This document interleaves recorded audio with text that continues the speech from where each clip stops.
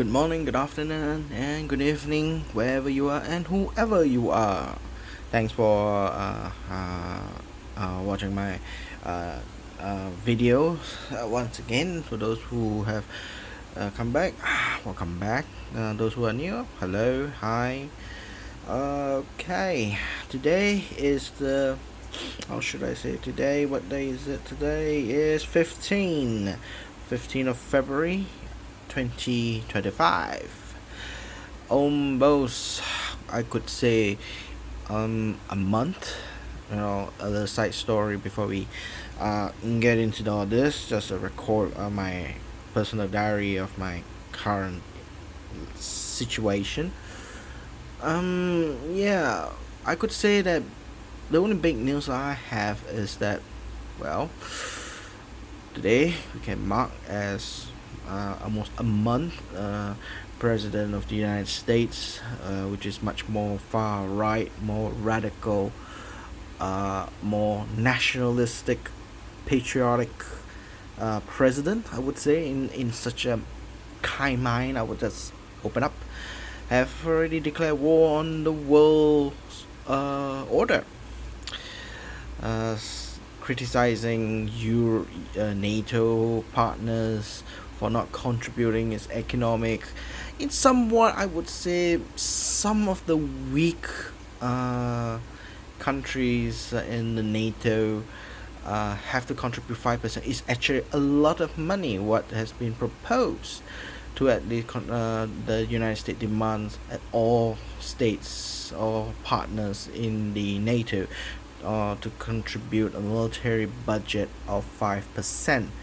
In somewhat, I would agree to what the president said. To be fair to the Americans taxpayers, that yeah, why Americans has to be the big boss in NATO, in any form of supreme commander, any formal clear direction for NATO has to rely on the United States decision. Well, the normal answer I would say is they're the biggest contributors, and that's why they get to play the big role. I understand Trump wants to be fair, that the Americans have paid so much, taxpayers' money has been spent so much. To be honest, America spends military budget far too much. They should reduce it, like most of the countries in the world should reduce it. Its capability, like nuclear capability, should be reduced along the way with Russia. They're maintaining a lot of the nuclear weapons, maintaining a lot of those high tech weaponries. Very expensive. I do not know why it's expensive. Probably because of capitalism system. Probably or that is why it's expensive. Non-trans top secret budgets and so forth, slush funds, you name it, you got it. America has all those secretive weapons, rail guns, whatever it is. They spend a lot of money. Can you imagine a toilet seat may cost up to $6,000 just to repair a toilet seat costs $6,000. Something like that as an example, but not a very concrete evidence example. Things could cost a lot of money, a pen, probably $200 in the official budget, and so forth. I don't do economics. I don't know how America's situation, but I look as a outside of America, how we view America from outside. Somewhat is fair what the President Trump is trying to say to us other countries to be fair and to contribute equally. But you gotta understand, most of these countries, they are small. They are on purpose to reduce their military so that they would not happen what we did happen in Second and First World War, where every country build up their own individual military power, and when you invite each country to have a radical right wing or left wing leadership like Trump, who wields so much power and so powerful military asset, Third World War is or any kind of world war would happen very very easy. So in the current state of the world order, is America leads it and protects the others, and the others would somewhat relinquish those uh, military duties to America, and that is one thing that we have kept such a great, I would say, a great peace since Second World War, since 1946. America is protecting Japan. Germany doesn't have a very big military enough to defend their own country, so the budget supposed to reflect in that sense. And in reflection to that, uh, their economy is booming, and I think it would be great. And in return, they do a lot of business with America's private enterprise, so that American businesses can thrive. That is the world order that I see in general perspective. But of course, the flaw is you have other side of the world like China, Russia. They're also building up their own military. They're opposed to America's the so-called hegemony, and they wanted to be part of the greater influence of great power nation, especially China. So what do they have to do? Build up military. That's number one. Number two, control economic powerhouse. That's what China is doing. So if you ask me, China is actually quite winning in this position over America. America's lifeline is the business that they can do across the world. What America can compete is the price what China can do. Now, you see, the standard of living in China is not as great as America. America dreams. Everybody is earning like $10,000 a month or something like that, according to the GDP. That's still quite relative high compared to China. Now, Chinese people are able to live a good life without having to have so much of money or so much of stuff. And the stuff the Chinese people buy domestically are actually relatively cheap in their weak currency. America, on the other hand, has a strong currency. It is a double-edged sword, if you ask me, when they try to control the world's economy. We trade oil based on the US dollar currency.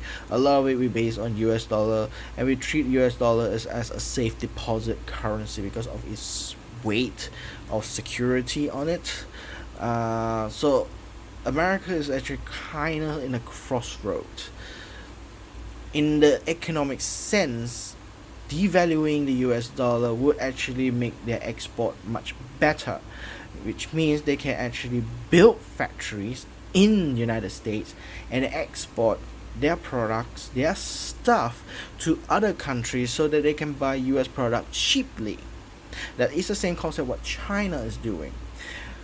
Now, knowing that you're competing against China, and the vast majority of the population in China has less educated, highly educated citizens. Like when I say highly educated, like it's going to universities, they have degrees, master degrees, probably PhDs. That is the biggest strength in the European countries and in United States. What and also Japan.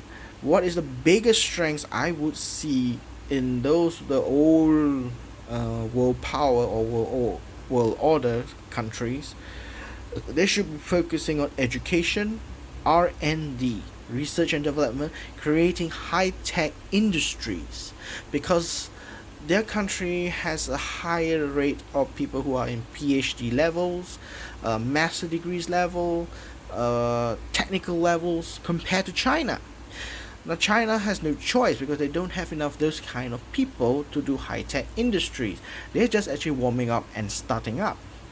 Vast majority of the population in China, where the government has to take care of it, there are kind of low-skilled workers. So factories, production is the only option to bring them job opportunities. Whereas in European countries, or in Japan, high-tech industry should be the path to provide uh, uh, income, a strengthen of economy, because you are the only countries that produce those kind of products, the high-tech products, in anywhere in the world. They should be producing that. Like Teslas, if you ask me, they should be produced in the United States and export it rather than building gigafactories in India or China or in Germany. It's kind of redundant if you ask me in a long run or long term, because if you talk about cost wise, factories in United States for Tesla, the gigafactories in United States will be far more expensive compared to China. This is a fact that the same thing happened to the automobile industry like Ford and General Motors. They moved to Canada because it's much cheaper to produce and the labor cost is much cheaper compared to the United States. So what United States should actually focus on in high-tech industries, R&D, and a bit more digital economy throughout the whole entire system, and to speed up those kind of industry in their country, especially the United States. They have to have a former so-called what is that education system. Well, sadly, this current administration, Donald Trump, wants to liberalize the education system. Uh, uh, you know, there's no unison of the school objectives. They are all everywhere having more schools of their own thinking and so forth. I just have a drink. It's not so great if you ask me. So yeah. Other than that, tariffs is another hit word last week and throughout this week. Tariffs has been hit in Canada. First was Mexico and Canada. Now we have steel and aluminium production importing to the United States. Across the board, any kind of import of steel or aluminium is going to be included in tariffs. Well, that is United States prerogative if they wish to put tariffs, because in the end, it's true. Fact is the United States citizens are paying it. Who's gonna pay? The citizens. So in the end, you can say that yeah, the company is gonna pay and so forth. But remember, companies needs to keep afloat. If the price of the material has gone up by 25%, we need to increase the cost to sell it to you by 25%. That is the nature of capitalism. So capitalism is a big god deity in United States. For it to go oxymoron against the word capitalism is just shooting themselves. What are they doing if it is still under Cold War era? So yeah, not a great idea for tariffs, because in the end, America is gonna pay for it. Everything's gonna go expensive. At least the flat line 25% across the whole industry. What material that is increased by 25%? Of course, countries like overseas, other material that is made from outside of America, trying to bring into America, they will suffer, because naturally, if the price goes up, the demand will go down, because people kind of discourage to purchase those products, meaning the profit margin, the export to the United States will be reduced because there will no demand. It will make other countries outside of the United States suffer. As now currently a lot of nations right now, especially countries like Japan, countries like Australia, country like United Kingdom perhaps, all begging Donald Trump to give exemption, because that is a main part of the industry, especially Australia. Iron ore exports, aluminium export, metal exports, steel export is very big in Australia. And if that is being cut off, a lot of people is going to get laid off in Australia. Unemployment is going to go up because the export is weak, and etc. etc. And America will basically shoot themselves on their foot, If the demand goes down, there's no income, there's no job available, and people has no job, and the cycle goes round and round again.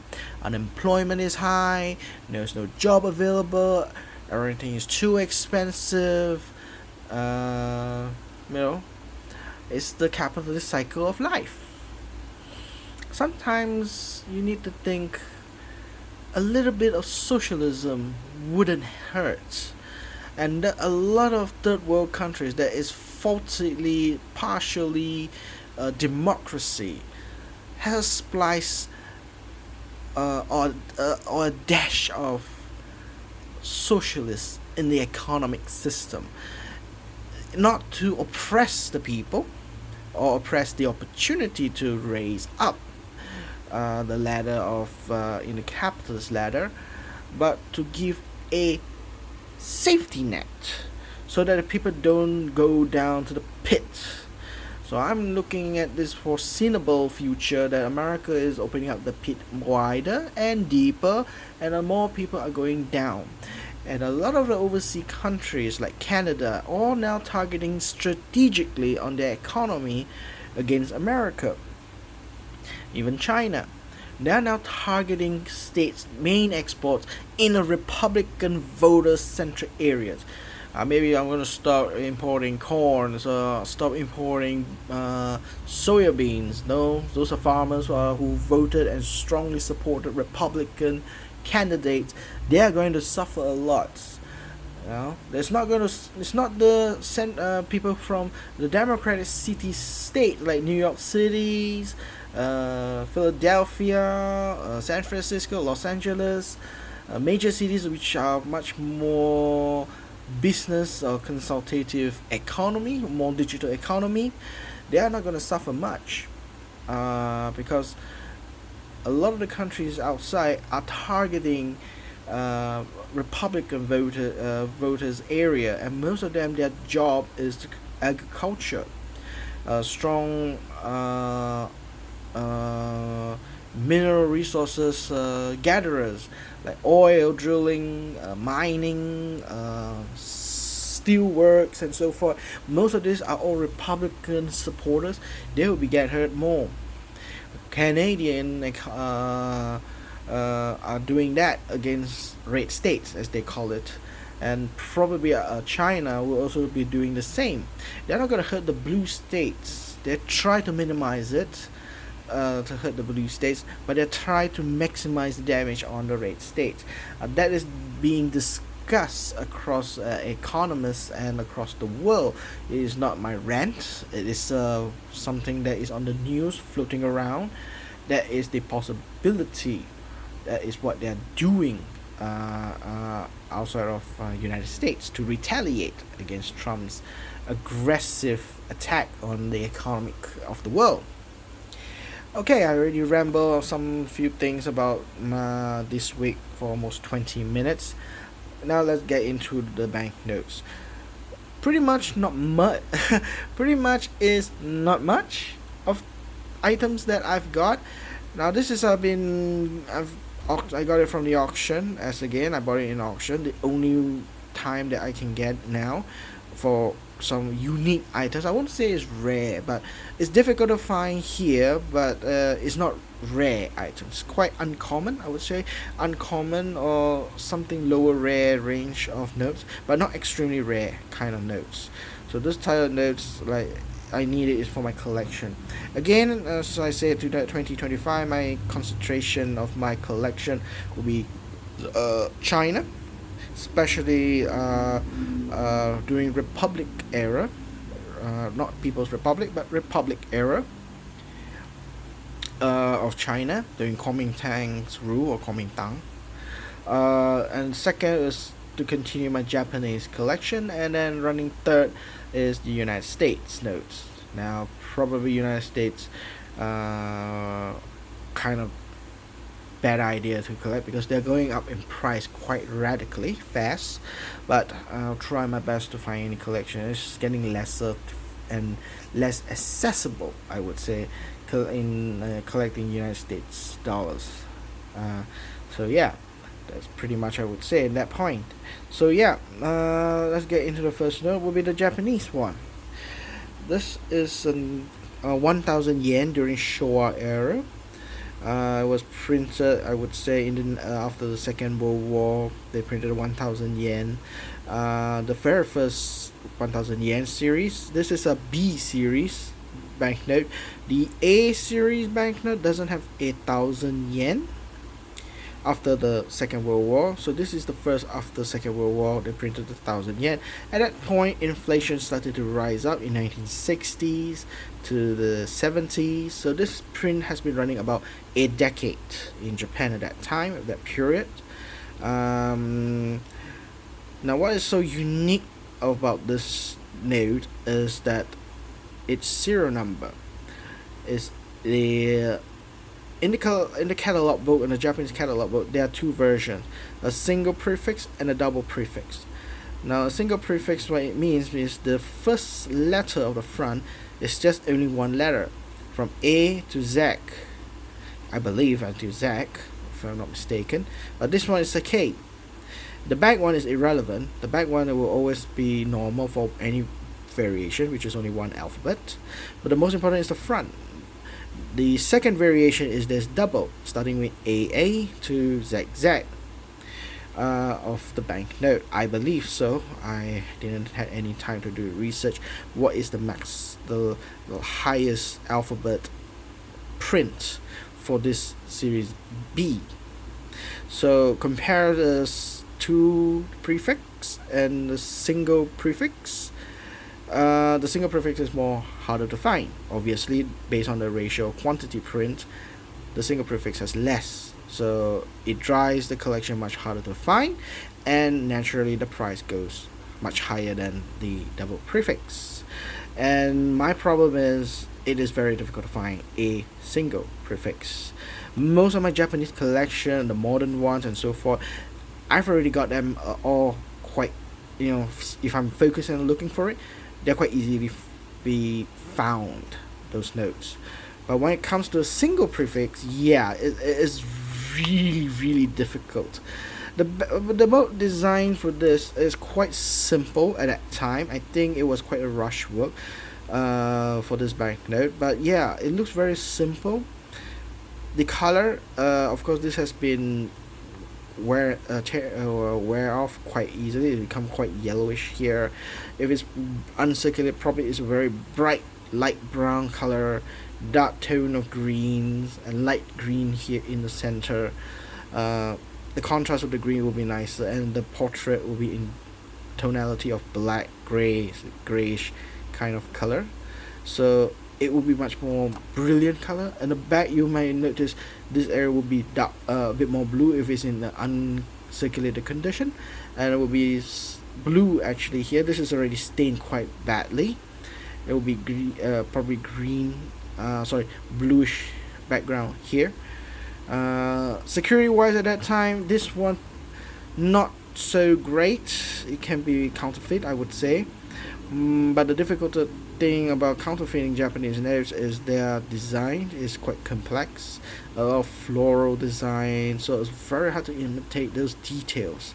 And that is one of the strengths, but it's a very old method, so a lot of the counterfeiters have acquired the skills to counterfeit this very quickly. But the grace of God, I would say, why this was able to print more than 10 years is Japanese currency at that time was hitting inflation. That's why they have 1,000 yen note. Before this, the largest note is actually 100 yen. So it wasn't working out. Hyperinflation happened. Yen was hitting hard. It's weakening. And if a weak country's currency, why would a counterfeiter wants to counterfeit fake money on a very weak currency? I think that's one of the grace of survival, I would say, that it was very lucky that this type of note to counterfeit was very little. They're able to print this type of notes for about 10 years before they redesign the note in when they can able to make even bigger, which is much better than this, I would say, design wise. So the back was just very plain simple, wasn't so dynamic, but the principal things they have, as I can say, they have the Bank of Japan symbol. Nippon Ginko means Bank of Japan. 1,000 yen. So the back, as usual, is done in English, Anglo-Saxon language, and the front is purely Japanese. As said, they use Arab, what do I say, Latin words and Arabic numerals for their serial numbers. So it's much more easy to track and easy to record those notes. So yeah, cost wise, I would say more than um, 300 ringgit, but because of this condition, it's not that very expensive. If it's uncirculated, yeah, probably it could hit 600 to 800 ringgit. This type of note, but this kind of condition, probably 300 will be at its best for it. When I look at this note myself, I think it's quite okay. There's of course plenty of fold lines, the notes, and the paper is actually quite. They use the traditional cotton paper. It was an upgrade to the very what we touch and feel the current Japanese paper, which is very Japanese material paper. This one is still soft like tape, like a cotton linen paper. So yeah, it's much more conventional note, and design wise is quite mediocre, I would say, in the sense that if the notes were criticized in design wise, but it's quite mediocre, I would say. But yeah, first try, first luck during the great inflation in Japan, rebuilding its economy period. So it's a good note for me, and I could say I've already completed this note in my collection. If I just bring up my book to review my collection. Most of my collection I've already take like this. I have it. I've actually just put a marking there. Where is this note? 100 yen. Yep, somewhere here. Yep, there it is. B series, 1,000 yen. So there are two types, especially here. It's called Alphabeto 1. That means it's a single alphabet, and a double alphabet. So two different prices. You see, uncirculated, brilliant uncirculated. If a single prefix is 25,000 yen, that's pretty much, they are saying around 800, 750 to 800 ringgit. And double prefix in a pristine uncirculated condition, 8,000 yen. That's roughly around 200 ringgit kind of price. So that is why I consider around 6,000 yen, about probably around 180, about 200 to 180 ringgit. But looking at the difficulties of finding it and so forth, I could say it could go up to 300. But if there's a lot in the market for this note, yeah, in my condition, if there's a lot, yeah, probably 100 to 150 ringgit is the price. But right now, I would say it stands around, due to the difficulty of finding it, it may rest in a great position around 200 to 300 ringgit. Depends on the demand, of course. It's always about demand. As a collector, we just estimate things, but as again, supply and demand. If there is a lot of demand for those notes, then the price goes up. If the price goes down, that indicates there's someone oversupply in the market, or there are no demand for this niche products or items out there. Either nobody's interested in, or there's oversupply. There are only two ways to go. So at this moment in time, I think it's quite alright. I could say proudly that I've completed this 1000 series. The only next objective, probably in the along the way in my journey right now, is if there is a better condition. If I found a better condition, probably in a good reasonable price, I would say, not overspend it, I'll buy it, and the older one, I'll just sell it with any kind of possibility to reduce the cost of the latest one. Basically, I call it an upgrade. Yeah. All right. The next note, quite fragile, and normally I don't buy such a fragile thing, but I do know this particular note is very difficult to find. I would say categorize this note as rare, scarcely rare. Though it's not extremely rare or extremely too valuable note. This is the Bank of Communication, printed specifically used in Fengtian province. Fengtian is basically quite close at the north part of Manchuria. Sorry, in the south side of Manchuria province, region of Manchuria, and its main city is Mukden. So if you are collecting China's Republic era's note, you will notice that a lot of banks. There are a lot of banks. This is the Bank of Communication. This is Bank of China, as you can see at the back there. The Bank of China, and that is the Land Bank of China. There's a lot of banks during that time. There's even a central bank, the far right one, that one. That's the Central Bank of China. This is the Bank of China, and that's the Land Bank of China. During the Republic of China, there's no one bank to control the entire country. That only happened when the People's Republic of China took over. They centralized everything, and the banking system, they centralize it within the first few years. Now the first few years is still a bit more fragmented.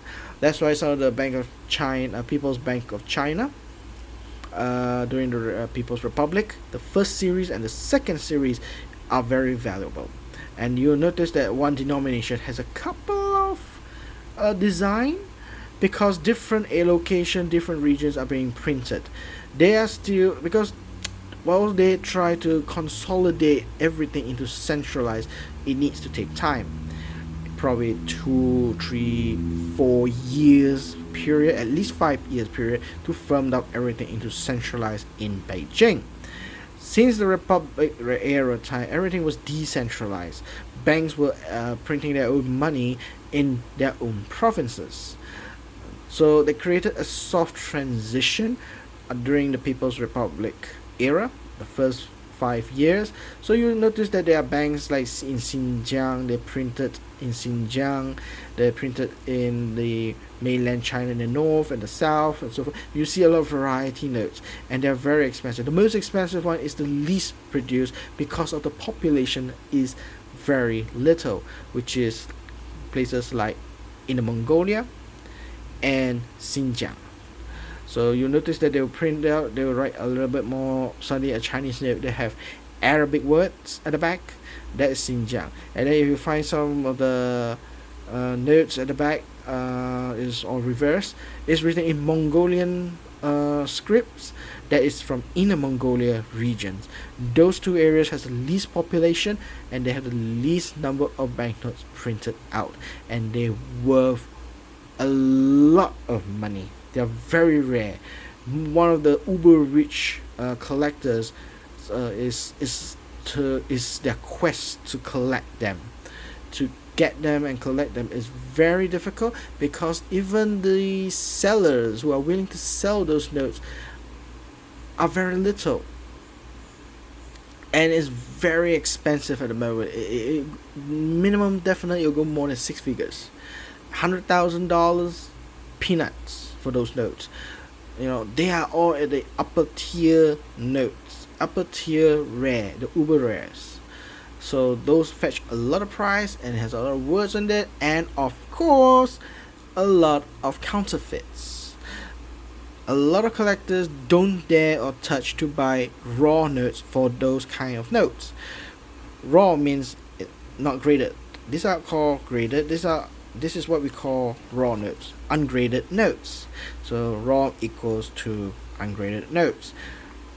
Now when I talk about those People's Republic notes, printed in for Xinjiang and in the Mongolia ones, if they are not graded, high chance they have counterfeits.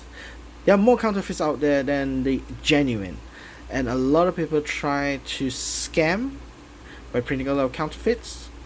And most of the counterfeits, they are really, really professional counterfeiters.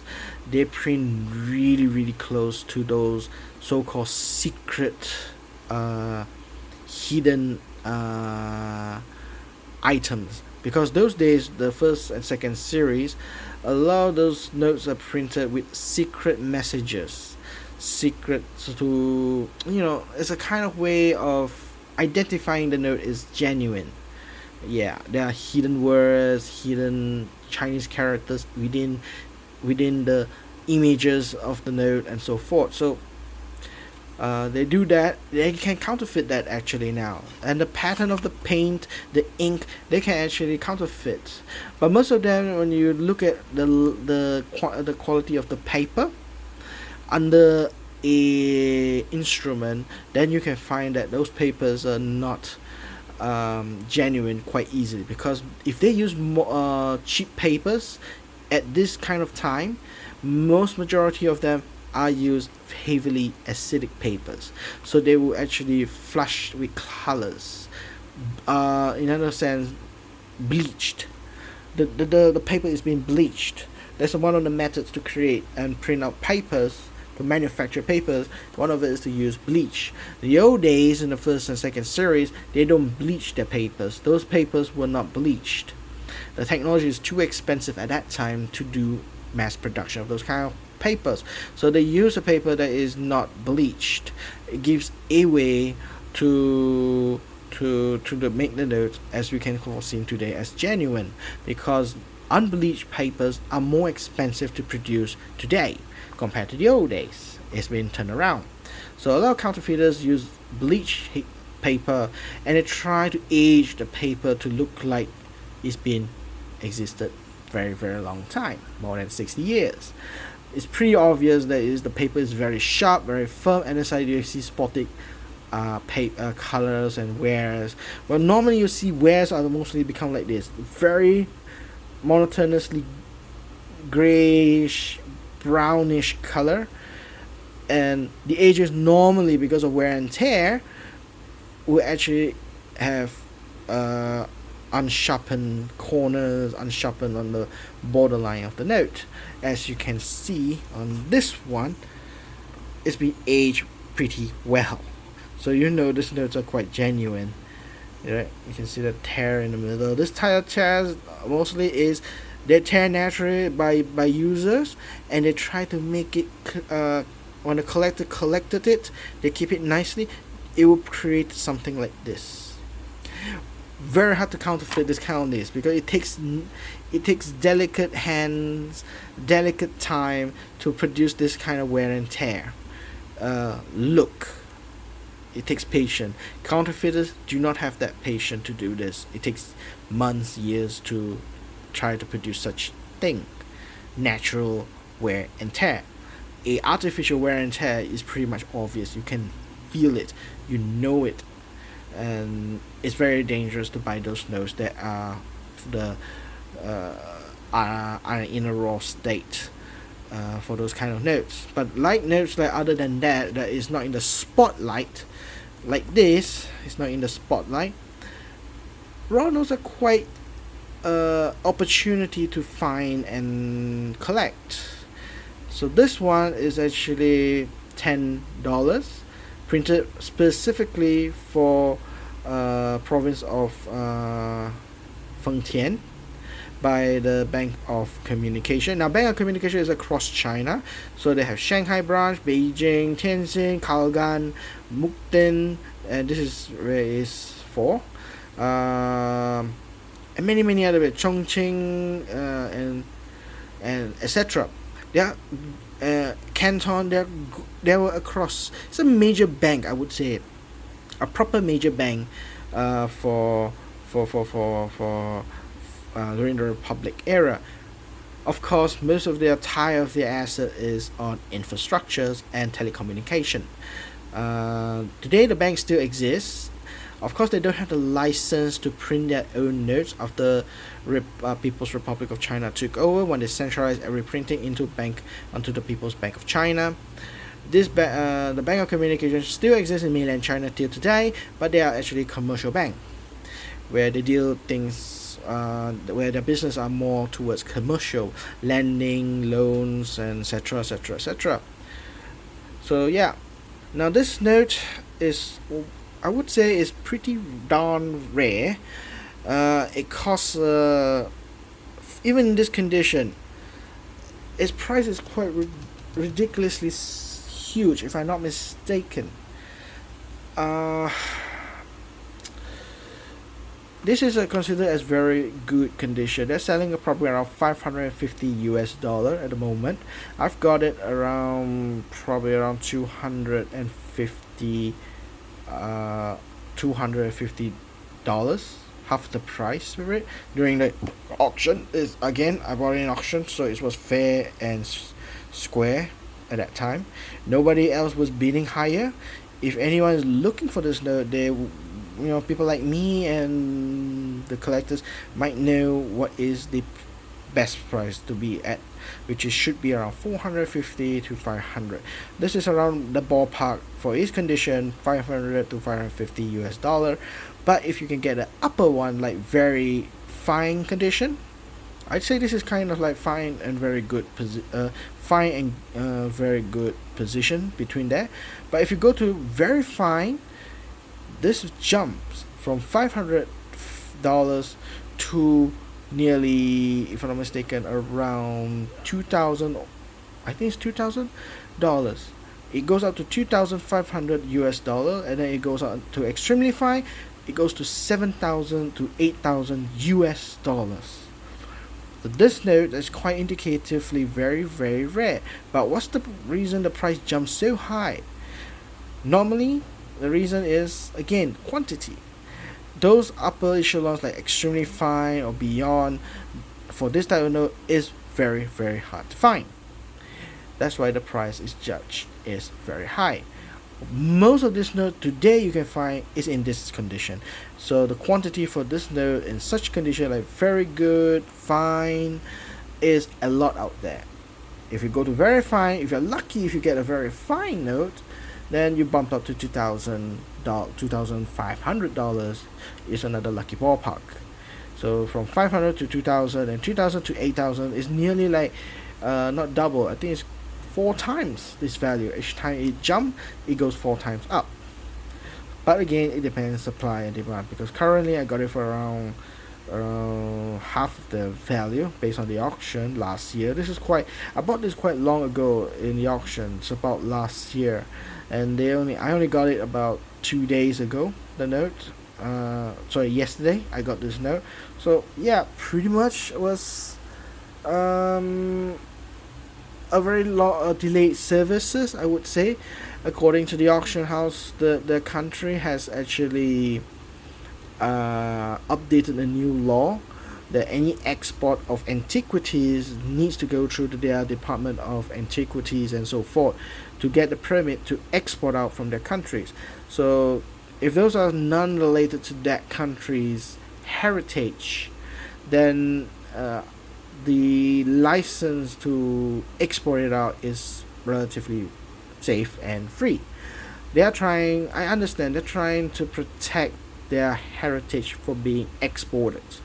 A lot of countries are doing that, so I won't say it's the bad thing, but it does slow down the process of their products after completing bidding, pay a full bill, and yet you haven't received it for a long time.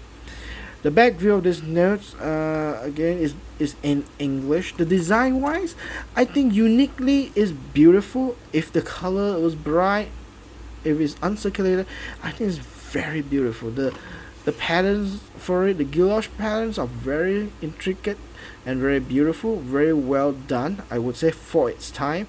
And they have their train. I love the Bank of Communication. A lot of their main portrait is not a person, but is the industry of the railroad, the electrical, the telecommunication wiring across the country, aeroplane, uh, ships. They use those kind of locomotive design on their banknote to represent their bank.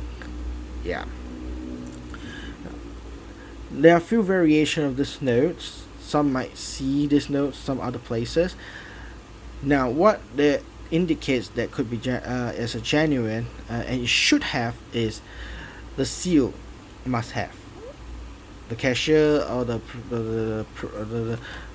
what is it? The, if I'm not mistaken, is the chairman, the manager, and the assistant manager, something like that, would have the signature at the front in Chinese, which is they use the traditional seal, and they have the third person, which I'm not too sure who it is or what it is.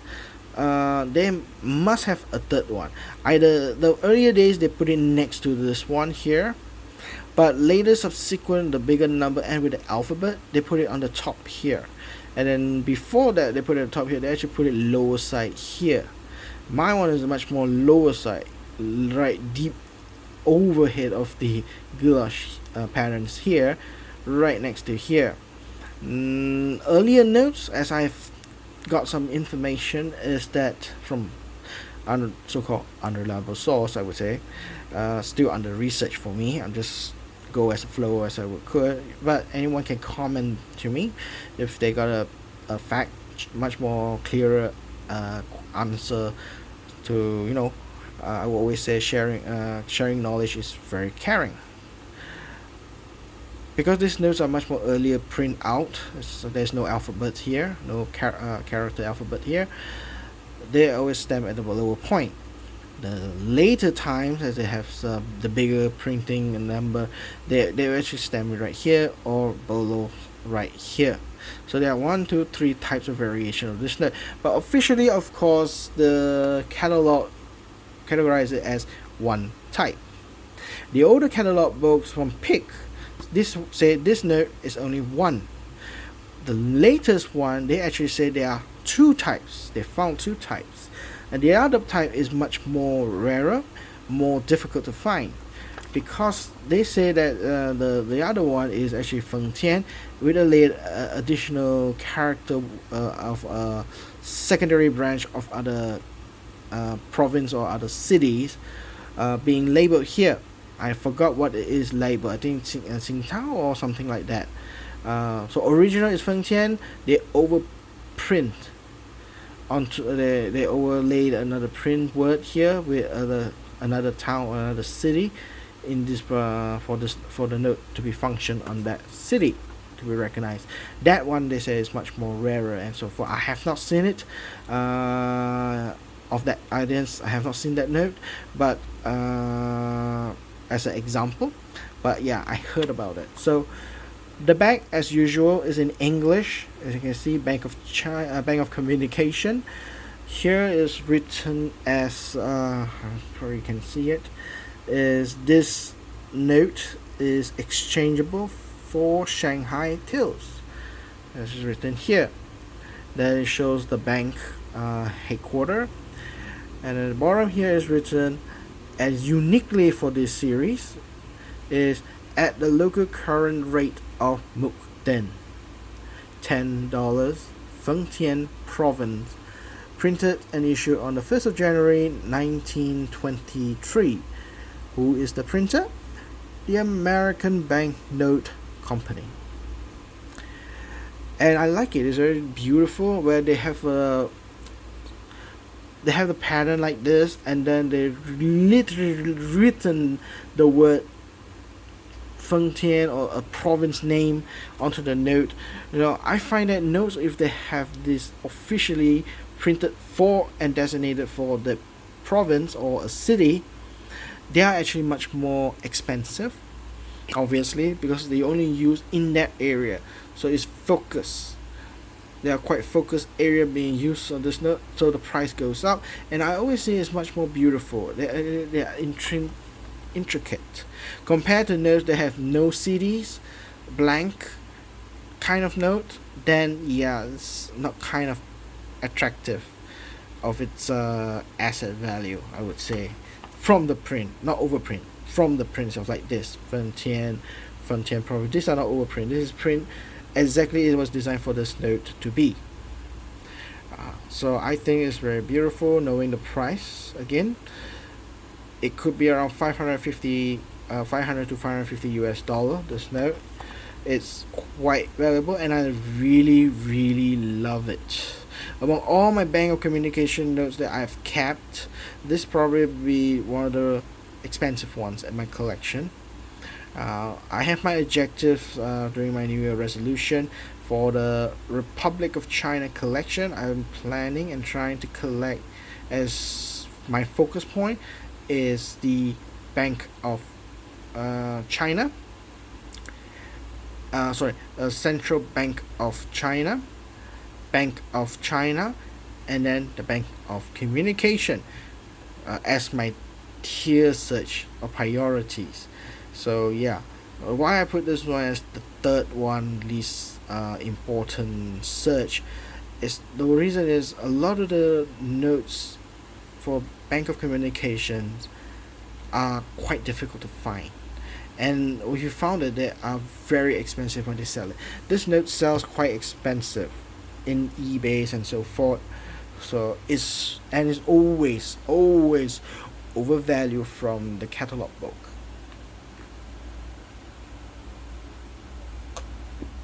So not really worth it to buy it, because once you got it, the value actually when you evaluate as a collector, you go down. You overpaid. A lot of notes I see they're selling ridiculous price because they don't understand it. Oh, they think it's very rare notes and so forth. But when I see the price they try to push out for sale, they're exorbitant.